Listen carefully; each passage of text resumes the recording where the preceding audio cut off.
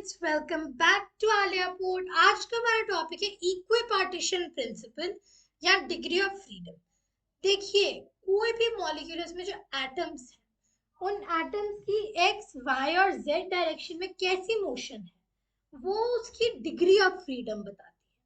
3 degree of freedom होती है, translational, rotational और वाइब्रेशनल। ये हमें बताती है कि पार्टिकल की जो मोशन हो रही है, ट्रांसलेशनल मोशन कैसी हो रही है, रोटेशनल मोशन कैसी हो रही है और वाइब्रेशनल मोशन कैसी हो रही है। राइट, तो ये 3 डिग्री ऑफ फ्रीडम होती है आपकी। इक्विपार्टीशन प्रिंसिपल क्या कहते हैं कि ट्रांसलेशनल और रोटेशनल, 1 मोल गैस में हाफ RT ईच कंट्रीब्यूशन देती है। जैसे कि 3 ट्रांसलेशनल डिग्री ऑफ फ्रीडम है तो 3/2 RT, 3 और अगर 4 रोटेशनल है तो मान लो 4/2 2 RT। वाइब्रेशनल वाली 1 मोल में RT ईच। राइट, अच्छा निकालते कैसे है किसी चीज की। मान लो n एटम्स है, ठीक है, एक मॉलिक्यूल में n एटम्स आते हैं तो टोटल कितनी डिग्रीज आएंगी, 3 है। 3 अब चाहे कितना भी हो, स्टैंडर्ड है। ट्रांसलेशनल की हमें 3 ट्रांसलेशनल डिग्री होगी। राइट, अब आया रोटेशनल और वाइब्रेशन। देखो इसमें 2 केस आएंगे, या तो लीनियर कंपाउंड है या नॉन लीनियर कंपाउंड है। अगर तो आपका लीनियर कंपाउंड है तो फिर रोटेशन की 2 डिग्रीज होंगी, नॉन लीनियर है तो 3 होंगी। तो वाइब्रेशन की कितनी बची, यहाँ 3, लीनियर के लिए देखो 2 यहाँ यूज अप हो गई, 3 यहाँ यूज अप हो गई, 5 यूज अप हो गई, टोटल 3n थी तो 3n - 5। सिमिलरली नॉन लीनियर के लिए 3 ये यहाँ यूज अप हो गई, 3 यहाँ यूज अप हो गई, 3n - 6। ये दोनों क्या होती हैं, internal degrees of freedom. Right, rotational और वाइब्रेशनल जो होती हैं वो आपकी इंटरनल डिग्रीज ऑफ फ्रीडम होती हैं।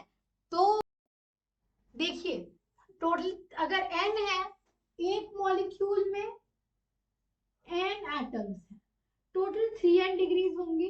ट्रांसलेशनल 3, लीनियर है तो 2 रोटेशनल, नॉन लीनियर है तो 3 रोटेशन। वाइब्रेशनल अगर लीनियर है तो 3n - 5, नॉन लीनियर है तो 3n - 6। एग्जांपल देखते हैं। पहला आएगा He, हीलियम। इसमें मोनोएटॉमिक है, एक है, टोटल कितनी होंगी, 3 टोटल। ट्रांसलेशन कितनी होगी, मैं कहता ना स्टैंडर्ड 3, तीनों यही यूज अप हो गई, मतलब रोटेशनल और वाइब्रेशनल दोनों ही 0 और 0 आएंगी। अगली चीज आती है N2, ये होता है डायटोमिक। राइट, डायटोमिक को देखो, ये तो 3 है बट टोटल कितनी होगी, 2 × 3 6। अब ये जो है N triple bond N linear है, मतलब ये होगा 2, ये कितनी बची, 6 - 3 - 2 1। तीसरा जो एग्जांपल लेंगे CO2, एक में कितने हैं, एक कार्बन 2 ऑक्सीजन, 3 3 3 9, ये 3 स्टैंडर्ड है, ये होंगे होंगे। राइट, अच्छा रोटेशनल कितनी होंगी, ये चीज लीनियर है, देखो सीधा सीधा ऐसे लीनियर है तो मतलब ये कितना होगा, तो 9 - 3 + 2 5, 9 - 5 4। तो वाइब्रेशनल डिग्रीज कितनी आई, 4। चौथा अब आप देखो H2O। राइट, H2 में कितने हैं, 2 हाइड्रोजन और 1 ऑक्सीजन, टोटल 9। अब ट्रांसलेशनल स्टैंडर्ड 3, ये जो है ये कुछ ऐसा है, ऐसा मतलब ये लीनियर नहीं है तो ये कितनी होंगी, 3 3 3 6 6, 9 - 6 3, तो रोटेशनल कितनी बची, 3। तो पर मॉलिक्यूल अगर हमें एनर्जी निकालनी हो तो देखो, number of translational degrees into RT/2 plus number of rotational rotational degrees into RT by 2 plus number of vibrational degrees into RT। जैसे मान लो अगर मैं कौन सा एग्जांपल लूं, नाइट्रोजन ले लूं, राइट, तो उसमें ट्रांसलेशन कितनी 3RT by 2 प्लस रोटेशनल कितनी थी 2 से ये कट जाएगा तो RT, वाइब्रेशनल कितनी थी 1 तो प्लस RT, ये कितना बना 7RT by 2। तो नाइट्रोजन की कितनी डिग्री बनी 7RT by 2, या फिर इसमें लिख सकती हूँ रफली 7 कैलोरी माइनस 1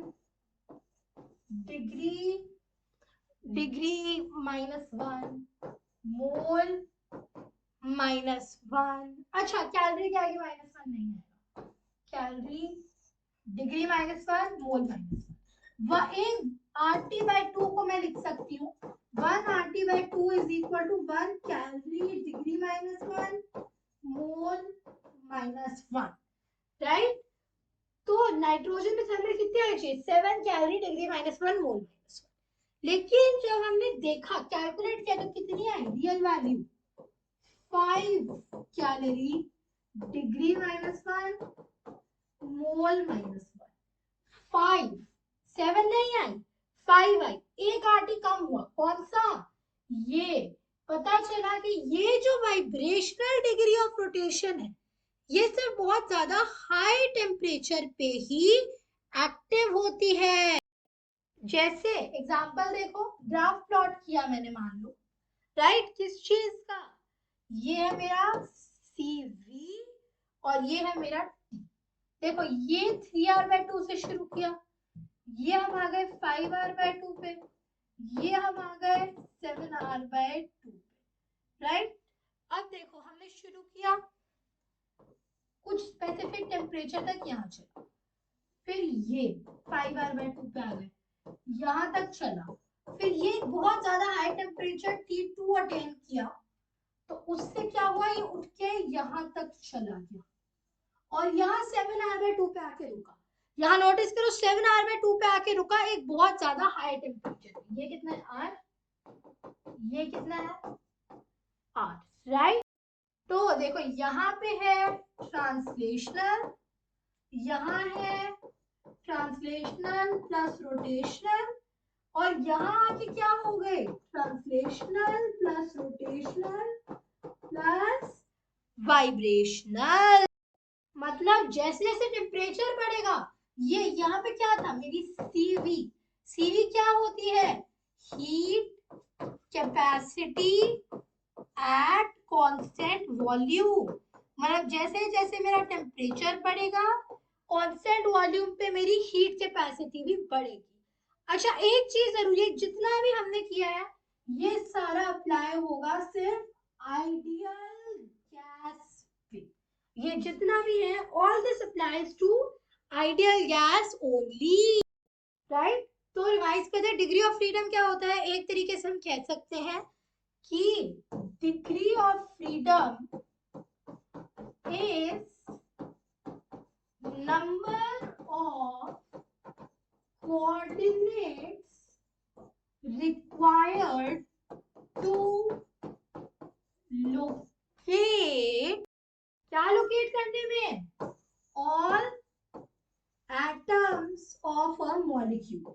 ये बताया कौन सा एटम कितना कहाँ ट्रांसलेशन मोशन हो रही है, कहाँ वाइब्रेशनल हो रही है, कहाँ रोटेशनल मोशन हो रही है, राइट। हमें फर्क दिया 3R by 2 5R by 2 7R by 2। हमें देख लिया कि देखो ट्रांसलेशनल हमेशा 3 होती, तो अगर n एटम्स है एक मॉलिक्यूल में तो टोटल 3 डिग्रीज होंगी, ट्रांसलेशनल हमेशा 3 होंगी, रोटेशनल लीनियर मॉलिक्यूल के लिए 2 और नॉन लीनियर के लिए 3 होगी, वाइब्रेशनल लीनियर के लिए होगी 3n-5, नॉन लीनियर के लिए होगी 3n-6। हमने कुछ एग्जांपल्स देख लिए, कैलकुलेट करना सीख लिया, ये देखा कि जो वाइब्रेशनल डिग्री है वो एक्टिवेट होती है mainly at high temperatures, right. RT by 2 अगर लिखें तो उसको आप कैल डिग्री माइनस 1 मोल माइनस 1 से रिप्लेस कर सकते हैं। कैल क्या है यहाँ पे कैलोरी।